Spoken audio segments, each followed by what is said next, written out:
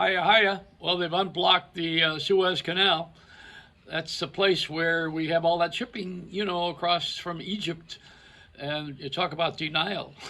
They wouldn't let any ships in. Well, you couldn't let any in. There was one that was blocking everybody, and it was the one delivering all this toilet paper. Now, I don't want my own personal blockage to be affected by international global affairs. But, if my toilet habits are being guided by global affairs, I might have to start believing that the other planets are ruining our lives, and there's something greater. There's a power greater than us that's running this country. It's called money. No, we have so many ships wanting to get through to deliver all these goods across the world. Billions of dollars, and that's all anybody really cares about is a delivery system. It's not even the production anymore. It's how you get it there. I've been getting things in the mail from people that tell me that my package is delayed now, but I can sign off by telling them my credit card number, and they will use it for the shipping of it. You talk about a scam.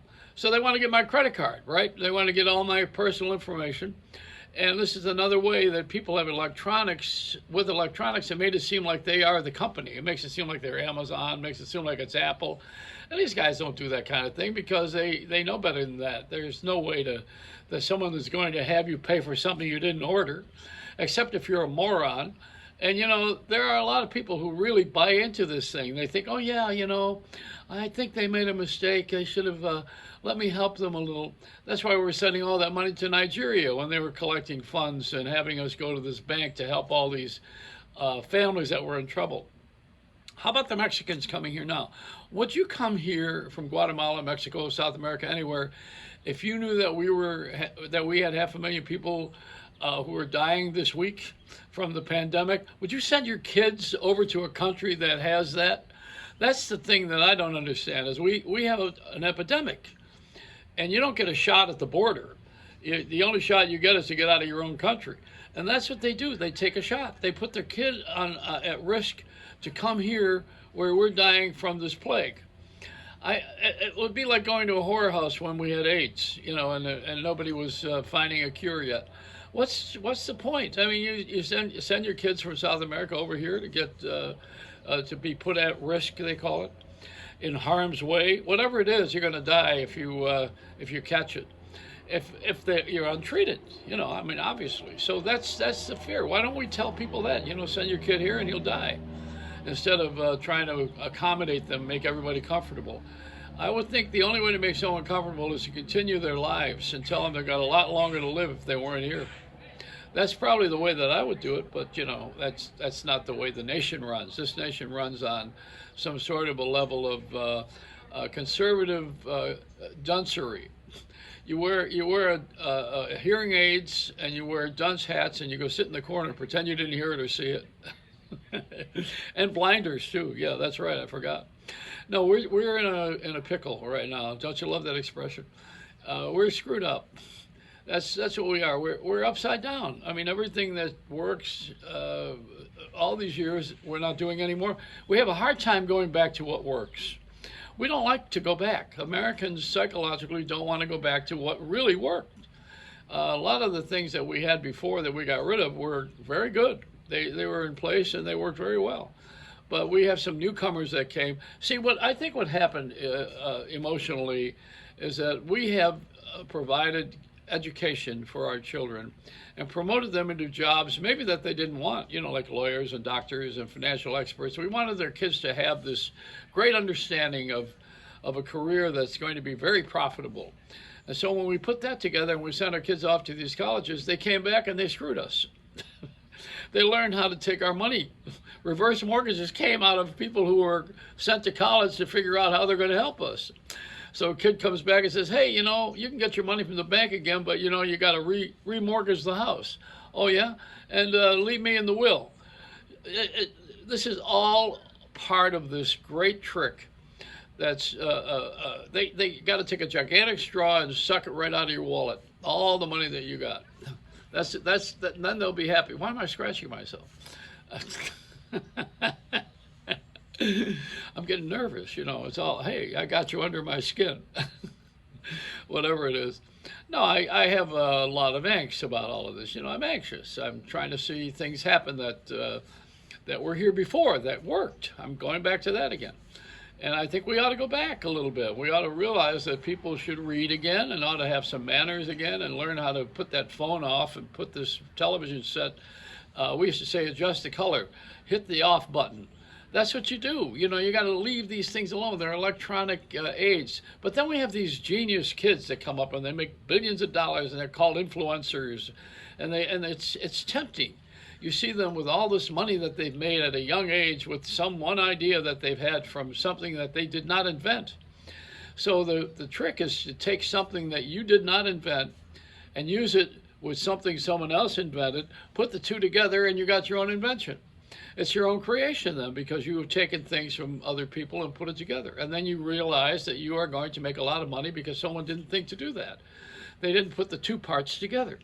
And that's it. It's all done with Legos, Legos is a money language. It's the way that you build. You take someone else's toys and you introduce them to a person who doesn't have any toys, and you put a couple things together and they give you their money.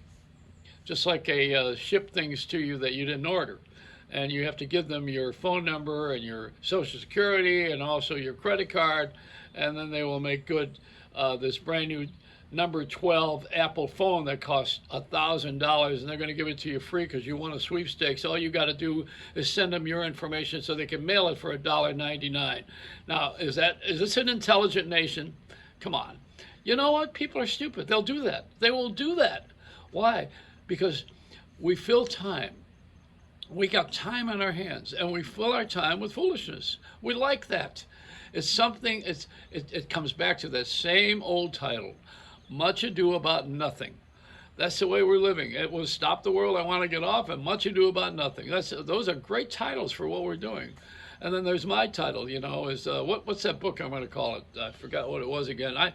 I'm not getting early dementia yet, but it's stay tuned. But what's the title of that book? I was going to say, let's see.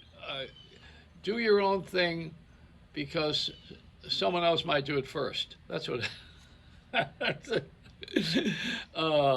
Being original, huh? And then you get caught if you cheat, and you got to go to jail or pay a fine. Enter the culprit. The play is filled with the lawyers. And what did Shakespeare say? Kill the lawyers. He didn't mean that literally, but I do. Morgan and Morgan. Kiss my ass, Morgan and Morgan. Come on. I mean, somewhere you guys got to really understand that this is a stupid game. You got to know that, not get mad at me. But go to these Morgan and Morgan. What are the two guys with the same name with a law firm that knows how to collect money because they know better than the person you had going out after the money. Because the insurance companies will negotiate with them, but not with you. Well, then don't give the insurance company what they want. Continue to run up medical charges and continue to take them to court. That's all you got to do, because that's all they're going to do anyway. They're just a shortcut to getting money for themselves. Now, that $28 million that went to the Floyd family in Milwaukee about 2 weeks ago, I guess. I wonder how much of it went to lawyers. Wouldn't you like to know that? And do you really think that the pandemic came from a bat or an animal or something? We've been eating offbeat food since the caveman. I don't think the cavemen had COVID-19. They did not die from eating bad things. We are not dying from eating bad things. Somebody in a lab tried to screw us up, and including North Korea. What did that guy do? He says, I'm going to give you a Christmas gift. And then we haven't heard from him in a year, all during the pandemic. Haven't heard from North Korea. Then all of a sudden we get a new president and they send off a missile like it's a fireworks display in the Hudson, on the Hudson. This is all bullshit. That's all. And we buy it. That's the problem. The problem is there are people who actually believe this. They sit there in front of you and believe it. They think this came from something we ate and we caught a virus that spread quickly. I think someone in China is full of crap, like the whole country. I think communism sucks. How about that for an umbrella? That's my new book. You know, it was called China Inc., China Incorporated, because they have to take all of your possessions. If they aren't to produce for you, you have to give them the patent and the warranties on everything. And then they go ahead and they work for a company. But what really was a book called China Inc., China Incorporated. It's really a corporation. They run it like The Apprentice, like Trump was running. He had a meeting last weekend, you know, with people sitting around the table like he was still on television on NBC doing that show, except these are real players. And he was firing them at the table and doing all this stuff. I mean, is this a TV world? What a bunch of idiots were idiots, I said. It's not about picking on a party or one person. It's about how we are so gullible. We were listening to Rush Limbaugh as if he had the answers. If he had the answers, he wouldn't have died. It's a Reynolds Wrap.